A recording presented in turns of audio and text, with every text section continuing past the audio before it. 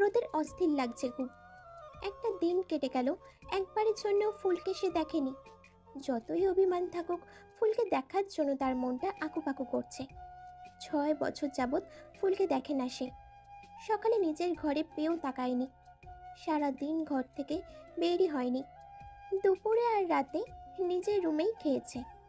ভেবেছিল রাতে খাবার টেবিলে দেখতে পাবে তাকে, কিন্তু তাও হলো না। রুমের দরজার দিকে অনেকবার চেয়ে থেকেও লাভ হয়নি কোনো। 6 বছরের বাড়ির সবার সাথে কথা হলো, ফুলের সাথে একটা কথাও হয়নি। ওর সোশ্যাল সাইট ফলো করলেও খুব একটা লাভ হয়নি। সেখানেও ফুল নিজের কোনো পিক দেয়নি। ফুল আর বিড়ালের মডেল ছাড়া আর কিছুই নেই। তবে মাঝে দু একটা হাতের ছবি পেয়েছে, মেহেদি দেওয়া কিংবা চুড়ি পরা হাত। তবে ওরও খুব একটা ইচ্ছে হয়নি দেখার। রোদ বিছানায় শুয়ে শুয়ে হাতের ছবিগুলোর দিকে চেয়ে ভাবছে, আচ্ছা ফুল, তুই দেখতে কেমন হয়েছিস? তো থুতনির বাম পাশে তিলটা কি আগের মতোই আছে? গালের ডান পাশের বাদামি তিলটা এখনো কি রেগে গেলে নাক ফোলাস? বোঝা নাকটা কি আগের মতো লাল হয়ে যায়? এখনো কি আগের মতো অভিমানে আছিস? রোদ উঠে বসে। না, ফুলকে না দেখা পর্যন্ত ওর শান্তি হবে না। আজকে রোদ ফুলকে দেখেই ছাড়বে। অনেক রাত হয়ে গেছে, বাড়ির সবাই নিশ্চয়ই ঘুমিয়ে পড়েছে। হাত দিয়ে চুলগুলো ঠিক করে ফুলের রুমের সামনের দিকে পা বাড়ালো। রাতের বেলায় আমার পোষা বেড়াল মিমিকে দোল্লায় বসিয়ে রেলিং ধরে গুনগুন করে গান গাইছি। প্রতিদিন এই সময় ঘুমে কাট, কিন্তু আজ ঘুমই আসছে না। প্রেমে পড়া বারণ, কারণে অকারণ, আঙুলে আঙুল রাখলেও হাত ধরা বারণ। তোমায় যত গল্প বলার ছিল, তোমায় যত গল্প বলার ছিল, সব পাপড়ি হয়ে গাছের পাশে ছড়িয়ে রয়েছিল। দাওনি তুমি আমায় সেসব করিয়ে নেওয়ার কোনো কারণ, প্রেমে পড়া বারণ। ভালোই তো গান গাস। হঠাৎ এত রাতে ছেলে কণ্ঠ শুনে ভয়ে ঘুরে চিৎকার করে উঠলাম, আর উনি আমার মুখ চেপে ধরল। হুস, ওই এভাবে চিৎকার করছিস কেন? সবে উঠে যাবে তো। চুপ, একদম শব্দ করবি না, তাহলে মুখ চেপে ধরে রাখবো। এত রাতে রোদ ভাইয়াকে দেখে আমি ভূত দেখার মতো চমকে উঠি। কালো শার্ট আর ধূসর রঙের টি শার্ট পরা উনি এত রাতে আমার ঘরে কি করেন? আমি চুপ হয়ে গেলাম। যদি এবার হাত সরাই। আমি অনেকক্ষণ যাবৎ চুপ হয়েছি, কিন্তু ওনার হাত সরানোর নামই নেই। কিন্তু কথা অনুযায়ী তো সরানো দরকার। আমি ওনার দিকে তাকাতেই দেখি উনি আমার দিকেই তাকিয়ে আছে। আমি ওনার হাত ধরে আমার মুখ থেকে হাত সরিয়ে জোর নিঃশ্বাস নিয়ে বললাম, মারতে চান নাকি? আমার কথায় উনি বাঁকা হাসি দিয়ে কিছুটা দূরে সরে গিয়ে ওয়ালে পিঠ ঠেকিয়ে এক পা উঁচু করে ওয়ালে দাঁড়ালেন। তারপর ডান হাতের এক আঙুল দিয়ে ভ্রু চুলকে বললেন, ঠিক তাই। আমি ওনার কথা শুনে ভয় পেয়ে গেলাম। আমতা আমতা করে বললাম, মানে? উনি আবার হাসলেন। ডান হাতে চুল ব্রাশ করতে করতে বললেন, সময় হলেই বুঝবি। আমি আর বলার মতো কিছু পেলাম না। উনি ওভাবেই আছেন, দৃষ্টি আমার দিকে। অদ্ভুত সে চাহনি আর রহস্যময় সে হাসি। আমি চুপ করে আছি, আর একটু পরপর আর চোখে ওনার দিকে তাকাচ্ছি, ওনার উদ্দেশ্য বোঝার জন্য। কিন্তু কিছুই বুঝতে পারছি না। উনি কি চাইছেন? এখানে কেন দাঁড়িয়ে আছেন? আমার খুব অস্বস্তি লাগছে, তাই মিনমিন করে বলেই ফেললাম, আপনি এখানে দাঁড়িয়ে আছেন কেন? উনি হাসি আর একটু প্রসারিত করে বলল, তুই বলতে চাইছিস আমার বসা উচিত? ঠিক আছে, বসছি। দোলনায় বসতে বসতে কথাটা বললাম। আমি বললাম কি আর বুঝলো কি? আমি আবার কিছু বলতে যাব, তখনই বলল, বিড়ালের নাম কি? মিমি। বেশ, এত রাতে বারান্দা দাঁড়িয়ে কি করছিস? বয়ফ্রেন্ডের সাথে রাত জেগে কথা বলার অভ্যাস আছে বুঝি? আমি আকাশ থেকে পড়লাম, এ লোক বলে কি? উনি আবারও বললেন, কয়টা প্রেম করেছিস? বর্তমান বিয়ে কয়টা? যা ভেবেছিলাম, এতটাতে এসব আজে বাজে কথা বলতেই তিনি এসেছেন।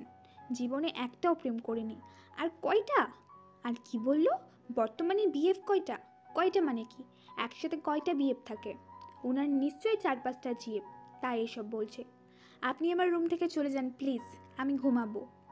উনি ভ্রু কুচকে বলল, আমার বাড়ি, আমার ঘর, আমি যেখানে ইচ্ছে থাকবো, তাতে তোর কি? হ্যাঁ আপনার বাড়ি, কিন্তু রুমটা তো আমার। কেন? বিয়ের সাথে প্রেমালাপ করতে সমস্যা হবে? এমন আজে বাজে কথা বলছেন কেন? আর এখানেই বা কি চাই? উনি আকাশের দিকে দৃষ্টি নিয়ে বললেন, গানটা কমপ্লিট কর। বেশি কথা বললে বারান্দা দিয়ে নিচে ফেলে দেবো। আমি ভয়ে কাছুমাছু হয়ে বললাম, আসলে আমি এটুকু পারি, বাকিটা পারি না। গড, কি মেয়ে তুই! একটা সামান্য গান, সেটা পুরোটা পারিস না। উফ, ভাব এমন যেন সে সব কিছু পারে। আমি শুধু বললাম, না। যা, তোকে ছেড়ে দিলাম, আগামীকাল বাকিটা শোনাবি। বলেই মিমির মাথায় হাত বুলিয়ে উঠে চলে গেলেন। আমি তাড়াতাড়ি গিয়ে দরজা লক করে দিয়ে স্বস্তির নিঃশ্বাস নিলাম। যাক বাবা, বাঁচা গেছে। হিটলার একটা! আমার তো ভয়ে শ্বাস আটকে যাওয়ার উপক্রম। রোদ্দুর বিছানায় শুয়ে শুয়ে হাসছে। হুম, ফুলকলি, তোর ম্যাও ম্যাও করার স্বভাবটা দেখছি এখনো গেল না। যাক, তোকে দেখেছি, তোর সাথে কথা বলেছি, এখন আমার অনেক শান্তি লাগছে। এখন একটা শান্তির ঘুম দিতে পারবো। সত্যি কি শান্তির ঘুম দিতে পারবো? ঘুম কি আদৌ আসবে? চোখ বন্ধ করলেই তো শুধু তোর মুখটাই ভাসবে। ও সেট, এখন কি করি? আচ্ছা, তুই স্বপ্নে আসিস, এখন একটু ঘুমোতে দে। আচ্ছা, তুই তো আমার স্বপ্নে আসবি, কিন্তু তোর সামনে কে আসবে ফুলকলি?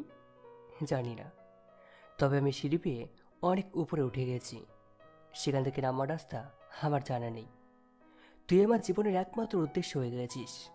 তুই আমার ভালোবাসার ফুল, তুই আমার প্রেম বাগানে সাজানো ফুল, রোদ্দুরে ফোটা ফুল। তুই আমার ঠিকানা, কিন্তু আমি তোর ঠিকানা নই। 2 দিন যাবৎ রোদ্দুরকে দেখা যায় না। সকালে বের হয় আর রাতে ফেরে। পুরনো বন্ধুদের সাথে ব্যস্ত থাকে আর সময় কাটায়। আর এদিকে ফুলও তেমন, রুম থেকেই বের হয় না। বিকেলে ছাদে যায়, কিন্তু রোদ্দুর তখন বাড়িতে থাকে না। আর রাতে রোদ্দুর যখন বাড়ি ফেরে, একবার সে বলেছিল গান শোনাতে হবে, তাই ভয় আর দরজা খোলে না, লক করে রাখে। নাস্তা করে উপরে যাচ্ছি, তখনই কাকিমা বলল, তা না, যাওয়ার সময় রোদ্দুরকে বলে যাস নাস্তা করতে আসতে। কাকিমা আমাকে কেন সবসময় বাগের গুহায় পাঠান? আর কেউ কি নেই নাকি? রাহাতকে যে বলবো, ও তো এখনও গিলছে। আমাকে দাঁড়িয়ে থাকতে দেখে কাকিমা বলল, কি রে, দাঁড়িয়ে আছিস কেন? রাহাত তাতে ফোড়ন কেটে বলল, পায়ের সুপারগুলো লেগেছে, তাদের যা ব্যাগে টেকে আন। বলেই ভ্রু নাচালো। ও আমাকে কেন যে বাঘের গুহায় পাঠাতে চাই বুঝলাম না। আমি আর কিছু না বলে দ্রুত পায়ে উপরে গেলাম। দরজা হাট করে খোলা। দরজার সামনে গিয়ে দাঁড়াতে দেখি কাগজে কিছু আঁকা আঁকি করছে গভীরভাবে। আমি দরজার সামনে থেকেই বললাম, রোদ্দুর ভাইয়া, আপনাকে কাকিমা নাস্তা করতে ডাকছে, এক্ষুনি যেতে বলেছে।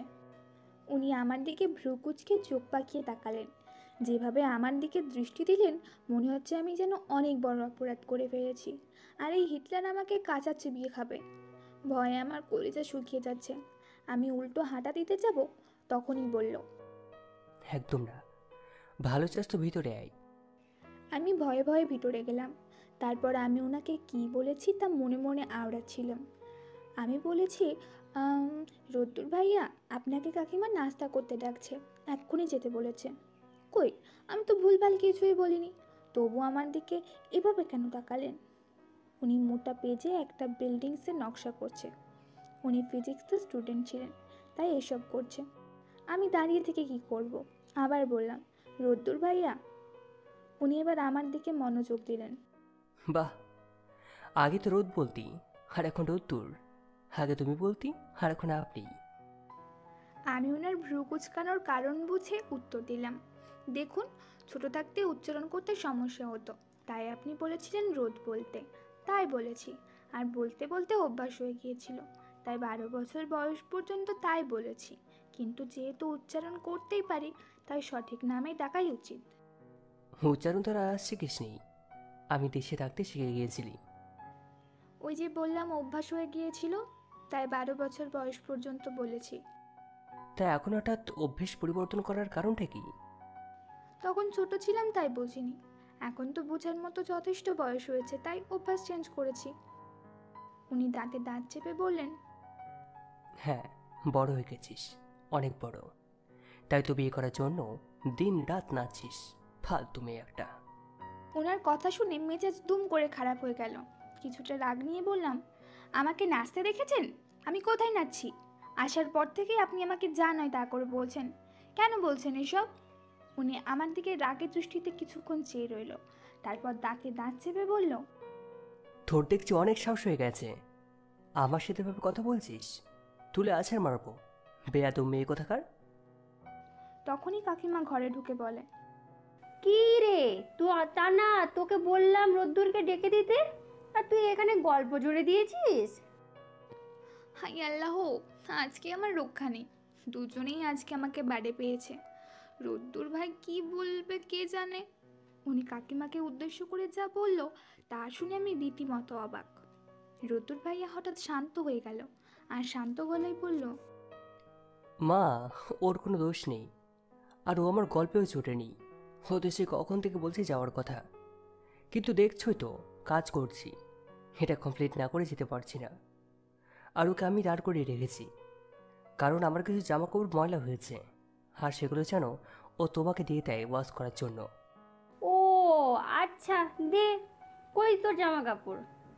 কি মিথ্যুক রে বাবা, কি সুন্দর করে মিথ্যে বলে দিল। তার চেয়ে বড় কথা আমাকে বাঁচানোর জন্য মিথ্যে বলেছে, ভাবা যায়? জামা কাপড়ের কথা শুনে রোদ্দুর ভাই আমার দিকে তাকালেন। মেবি ওনার কোনো জামা কাপড় ময়লা হয়নি। উনি উঠে আলমারি থেকে কিছু জামা কাপড় বের করে নিয়ে এলো, তারপর কাকিমার হাতে দিতে দিতে বলল, আমি এখন নিচে যেতে পারবো না, ফুলকে দিয়ে আমার ব্রেকফাস্টটা পাঠিয়ে দাও। আচ্ছা তুই কাজ কর। আবারও বলির পাঠা আমিই হলাম, আবার আসতে হবে। আমি রোদ্দুর ভাইয়ের দিকে একবার তাকিয়ে কাকিমার পিছনে পিছনে হাঁটা দিলাম। নিচে যেতেই শুনলাম আজকে নাকি আমাকে আবার দেখতে আসবে বিকালে। এসব দেখা দেখি আমার একদম সহ্য হচ্ছে না, কিন্তু কিছু করারও নেই। আমি ট্রে হাতে উপরে গেলাম। উনি নিজের কাজে ব্যস্ত। ওনার রুমে গিয়ে ওনার সামনে ট্রে রেখে বের হওয়ার জন্য পিছনে ঘুরলাম, আর তখনই রোদ্দুর ভাইয়া বলেন, ফুল, শোন।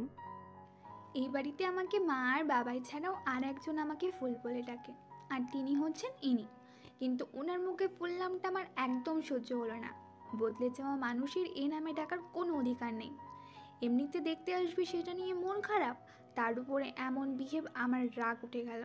তাই ঘুরেই বললাম, excuse me, my name is Tanha, not fool. Don't call me fool, it's Tanha for you, ওকে?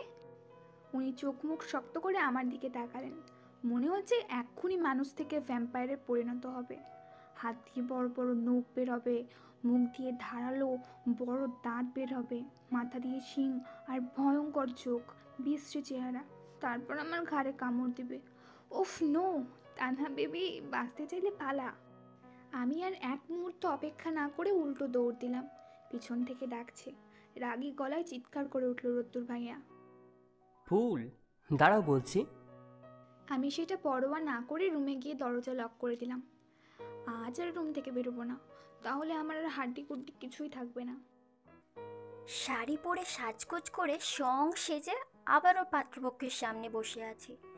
আমার সাথেই মা কাকিমা হাসি মুখে পাত্রপক্ষের সাথে কথা বলছে। বাবাই ছেলের বাবার সাথে কথা বলছে। প্রায় 5-6 জন এসেছে।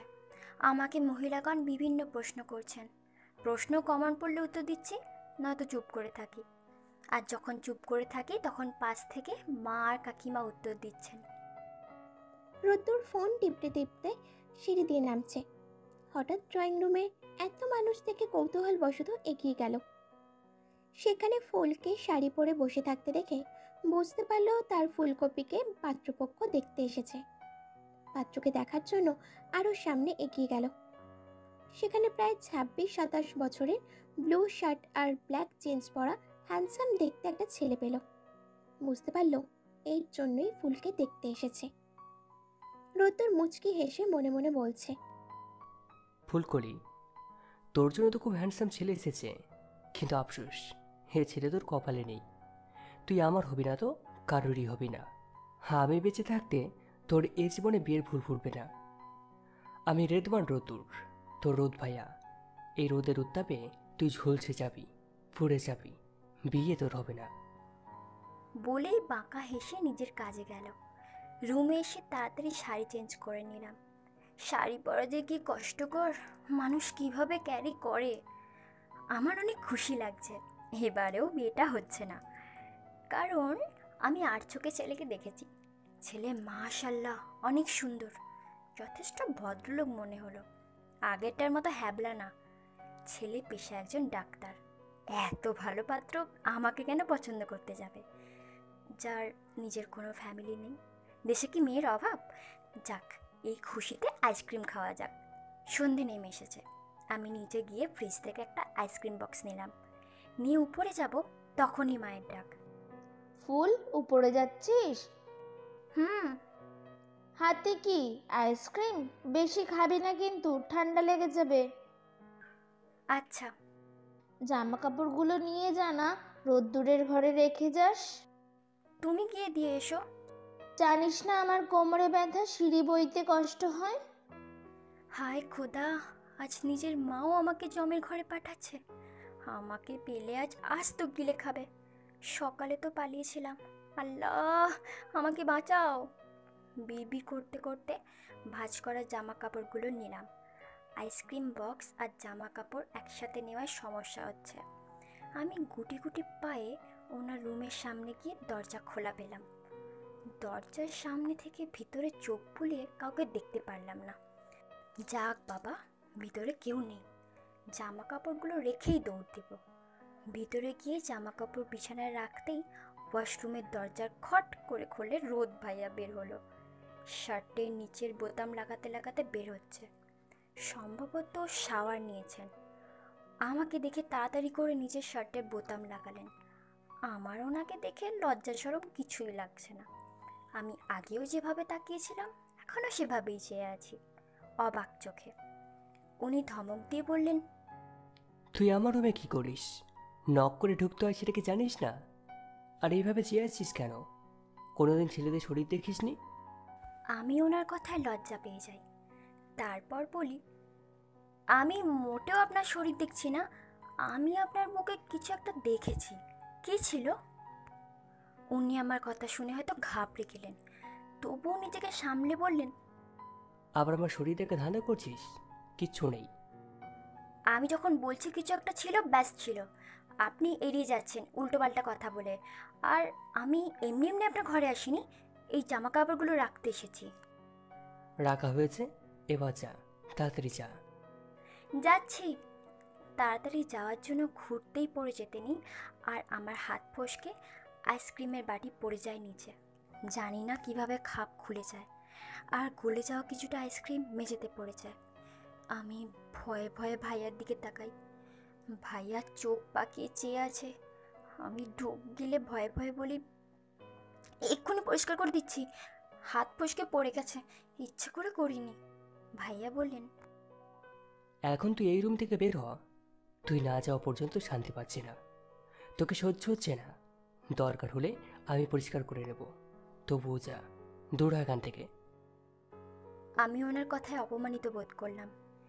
এভাবে বের হয়ে যেতে বলছে, তাই এক মুহূর্ত দেরি না করে বাটি তুলে বের হয়ে গেলাম। ফুল যাওয়ার পরেই রোদ্দুর দরজা বন্ধ করে দিল। আয়নার সামনে গিয়ে শার্ট খুলে বুকের বাঁ পাশে চোখ রাখলো। কিছুক্ষণ চেয়ে থেকে দীর্ঘশ্বাস ছেড়ে বলল, তোর যোগ্যতা নেই এটা দেখার। আমি রুমে এসে চুপ করে বসে আছি। রোদ ভাইয়া আমাকে কিভাবে অপমান করলো। আর যাব না, কোনো দিন ওনার ঘরে যাব না, কোনো দিনও যাব না, মরে গেলেও না। আমার চোখে পানি চলে এলো। সবাই এমন দূর দূর কেন করে? কি করেছি আমি? আর কি ছিল ওনার বুকে? কিছুক্ষণ পর তুহিনের ঘরের দরজার সামনে গিয়ে দাঁড়ালাম। ও ওর প্রাইভেট টিউটরের কাছে পড়ছে। সামনে সমাপনী পরীক্ষা। আমি বেকার মানবী, ভালো লাগে না। তুহিনের ঘরের বরাবর হেঁটে রাহাতের ঘরে গেলাম। ওর দরজার সামনে গিয়ে নক করতে ও বলল, খোলা আছে। আমি ভিতরে গিয়ে দেখি সোফায় বসে ল্যাপটপ চালাচ্ছে। নিশ্চয় ফেসবুকে কোনো মেয়ের সাথে টাঙ্কি মারছে। ওই, সারাদিন কোথায় ছিলি? কোন মেয়ে পিছনে গিয়েছিলি? রাহাত মাথা তুলে বলল, ওই, আমি কি মেয়েদের পেছনে যাই? ঘুরতে গিয়েছিলাম। তুই জানিস আজকে আমাকে দেখতে এসেছিল? জানবো না কেন? বাবা চেনা জানা ছেলে। শুনলাম ছেলে নাকি ডক্টর। ও, তাহলে তো জানিসই ফেসবুকে কার সাথে টাঙ্কি মারিস। আমার টাঙ্কি মারার জায়গায় তো ফেসবুক। তোর জন্য তো আর কোনো মেয়ের সাথে সামনাসামনি টাঙ্কি মারতে পারি না। আমি হেসে দিলাম। হাসো হাসো, আমারও দিন আসবে বুঝলে। জীবনের তেজপাতা, একটা গার্লফ্রেন্ডও নাই। গার্লফ্রেন্ড দিয়ে কি করবি? প্যারা খাবি? তুই না বলিস গার্লফ্রেন্ড মানেই প্যারা। ওইটা কি আর মনের কথা? তোর মনের কথা শুনে কাজ নেই। গান ছাড় অল্প সাউন্ড দিয়ে। রাহাত গান ছেড়ে দিল। আমি ওর বিছানায় উপর হয়ে শুয়ে দুপা ভাঁজ করে উঁচু করে দোলাচ্ছি আর ফেসবুকে স্ক্রল করছি। রাহাতের গায়ের রং অনেকটা ফর্সা, কিন্তু তাও ওর কোনো গার্লফ্রেন্ড নাই। পার্মানেন্ট গার্লফ্রেন্ডও চায় না। গার্লফ্রেন্ড মানেই নাকি প্যারা। তাই দুদিন এর সাথে তো দুদিন ওর সাথে ফ্লার্ট করে সময় কাটায়। রোদ্দুর 4টে বিয়ারের ক্যান নিয়ে রাহাতের ঘরে ঢুকে ফুলকে এভাবে বিছানায় শুয়ে থাকতে দেখে অবাক হলো। এই, তুই এখানে কি করিস? আমি মাথা তুলে বললাম, এটাও কি আপনার রুম? এখানে আসতেও আপনার পারমিশন নিতে হবে? আমার বিএফ এর রুমে আমি এসেছি, আপনার কি? বিএফ কথাটা শুনে রোদ ভাইয়া ভ্রু কুচকে রাহাতের দিকে তাকালো। রাহাত থমথমে মুখে বলল, ভাইয়া তুমি যা বুঝছো তা নয়। BF means B for best and F for friend, best friend. পুরো স্কুল কলেজ জানতো আপনার বেস্ট ফ্রেন্ড। কি রে তা না, বল। আমি ভাবলেশীনভাবে বললাম, কি বলবো? কি বলবি মানে? ভাইয়াকে বলবি আমার ফ্রেন্ড। কেন বলবো? রাহাত এবার খেপে গেল। তানহার বাচ্চা, তোর জন্য পুরো কলেজের মেয়েরা আমাকে অ্যাভয়েড করছে। সব সময় আমার আগে পেছনে ঘুরঘুর করেছিস। মেয়েরা ভেবেছে তুই আমার জিএফ। আর তুই হারামি, সবাইকে বলে বেড়েছিস তুই নাকি আমার জিএফ। কুত্তি। ওই শালা, তুই আমাকে কথা শোনাচ্ছিস? তুই তো কোনো মেয়ের সাথে প্রেম করতে চাসনি, আমার কি দোষ? আর যা করেছি তার কারণ তুই জানিস। তুই আমাকে পারমিশন দিয়েছিলি। এখন তো আর দেইনি। ভাইয়াকে কেন বলছিস না? আমার কোন ঠেকা পড়ছে তোর ভাইকে বলবো? কেন বলবো? যা খুশি ভাবুক না। যা, না বললি। তোর মতো শাকচুনির সাথে কে প্রেম করবে? দুনিয়ার কোনো ছেলে প্রেম করবে না, কোনো পাগলেও করবে না। আমি বলেছি কাউকে প্রেম করতে? থাম। রোদ ভাইয়া চেঁচিয়ে উঠল। অনেকক্ষণ ধরে তোর এই টম অ্যান্ড জেরি বিহেভ সহ্য করছি। এই ফুল, বের হ। আমি রোদ ভাইয়ার দিকে তাকিয়ে দেখি ওনার হাতে বিয়ার। ও আচ্ছা, এই জন্য এত যা যা করছেন। রাহাত, তুই এসব খাচ্ছিস আজকাল? কাকিমা জানে না? আমি জানানোর দায়িত্ব নেব। দাঁড়া, কাকিমাকে গিয়ে বলছি। বলেই হাঁটা ধরলাম। রাহাত এগিয়ে গিয়ে আমার হাত ধরল। তুই না আমার কিউট সুইট বোন, প্লিজ বলিস না। তাহলে আমি ওকে চোখের ইশারা দিলাম। ও বলল, ওকে ডান। হিটলার রোদ ভাইয়া আমাদের ইশারা করতে দেখে ফেলেছে। এই, চোখে চোখে কি কথা হলো? রাহাত তড়িঘড়ি করে বলল, কই কিছু না। রাহাত, এক্ষুনি বলবি, নয়তো মাকে কি আমি এমন কথা বলবো তুই ভাবতেও পারবি না, পালানোর রাস্তাটাও পাবি না। এ কি, এটা ভাই না অন্য কিছু? রাহাত ভয়ে ভয়ে আমার দিকে তাকাচ্ছে। আমি ইশারায় না করছি। তা দেখে রোদ ভাইয়া বলল, ওই, তুই চোখ দিয়ে আবার কি ইশারা করছিস? তোর চোখ কিন্তু আমি তুলে নেব। আমি ভয়ে চুপ হয়ে গেলাম। রাহাত আমতা আমতা করে বলল, ইয়ে মানে ভাইয়া তানহাও খেতে চায়। কি? আমার দিকে অগ্নিদৃষ্টি দিল। আজব, ওনারা খেতে পারলে আমি পারবো না কেন? আমার আবার এসব নিষিদ্ধ জিনিসে ইন্টারেস্ট বেশি। একদিন সিগারেট টেস্ট করে দেখব, ধোঁয়ার মধ্যে কি মজা আছে। জি, আমাকে যদি না দেন তাহলে আমি সবাইকে গিয়ে বলে দেব। আরে ভাইয়া দাও না, একটু খাক, কিচ্ছু হবে না। রোদ ভাইয়া কিছুক্ষণ ভেবে বাঁকা হেসে বলল, ওকে। ওকে বলতে দেরি হলো তো আমার ছিপি খুলে মুখে দিতে দেরি হলো না।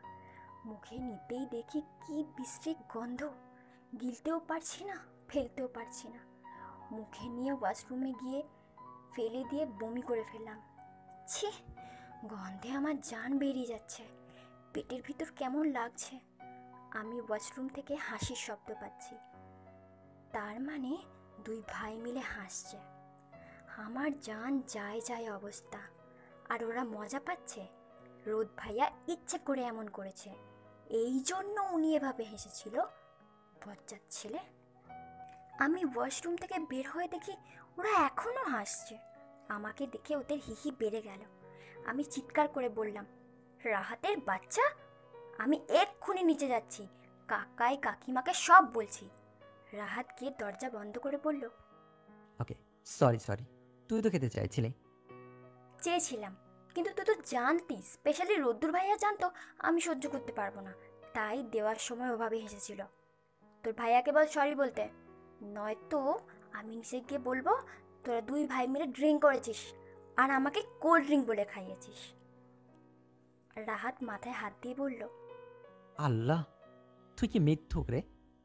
ভাইয়া সরি বলে দে, আপুটা চলে যাক, নয়তো সত্যি সত্যি নিচে গিয়ে ড্রামা শুরু করবে। রোদ ভাইয়া বলল, সরি, আমি বলবো ইম্পসিবল। আমি দরজা খুলে বেরিয়ে গেলাম। রাহাত বলল, ভাইও বলে দেবে, আর আব্বু জালে কি হবে বুঝতে পারছিস? ডোন্ট ওয়ারি, আমি দেখছি, তুই নিশ্চিন্তে খা। আমি নিচের দিকে যাচ্ছি, আর তখনই রোদ ভাইয়া আমার হাত ধরে টান দিল। আমি ভয়ে কেঁপে উঠি। আমি ওনার দিকে তাকাতেই আমার ছোট্ট কলিজাটা ছুটে পালিয়েছে। রাগে উনি কাঁপছেন, আমার দু বাহু চেপে ধরে চোখ রক্তবর্ণ করে বলল, তোর দেখছি কলেজে অনেক বড়, আপনি আমি বিচার দিতে যাচ্ছিস আর কিসব কথা বলছিস শালা। এটা কোন ধরনের ভাষা? বখাটে ছেলেদের সাথে থেকে এসব ভাষা শিখেছিস তাই না? এবারের মেয়ে বখাটে ছেলেদের সাথে সম্পর্ক করে? ছি, আর কোনো দিন যদি তোর মুখে এসব শুনি তবে তোর মুখ আমি ভেঙে দেব। আর এখন চুপচাপ নিজের রুমে যাবি। বিয়ারের কথা যদি আগোবাজ হয় তাহলে তোকে আমি খুন করে ফেলবো, বুঝতে পারছিস? আমি ভয়ে জমে আছি, কোনো কথা বেরোচ্ছে না। উনি আমার শরীর ঝাঁকিয়ে বলল, কি বলেছি শুনেছিস? আমি কেঁপে উঠলাম। বুঝেছি। উনি আমাকে ছেড়ে দিয়ে বলল, গুড গার্ল, যা ঘরে যা। আমি নিজের ঘরের রাস্তা ভুলে গেছি। দাঁড়িয়ে আছিস কেন? ধমক দিয়ে বললেন। ওনার ধমকে রাস্তা মনে পড়ে গেছে। আমি এক দৌড়ে ঘরে চলে গেলাম। কি আশ্চর্য, আমি কি পাগল নাকি ওদের নামে বিচার দেব? আমি তো নিজেই চাইছিলাম খেতে। বিয়ার খেয়ে মুখ গন্ধ হয়ে আছে, ভেবেছি নিচে গিয়ে কিছু খেয়ে মুখের স্বাদ ঠিক করব, তার মধ্যে উল্টোপাল্টা ধমক। এখন আমি এই বিশ্রী গন্ধ দূর করবো কিভাবে?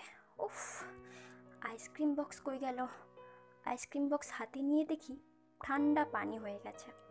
ঠান্ডা আইসক্রিম গরম হয়ে পানি হয়ে গেছে, সেটাই খেয়ে নিলাম। মুখের স্বাদ তো ঠিক হবে। সেদিন রাতে ছেলেপক্ষ ফোন করে বলেছিল তাদের আমাকে পছন্দ হয়েছে, কিন্তু তারপরের দিন বিকেলে নানা অজুহাত দেখিয়ে বিয়ের কথা আর আগায়নি। কেন আগায়নি জানি না, বেশ হয়েছে। আজকে কেন জানি আমার ভালো লাগছে না।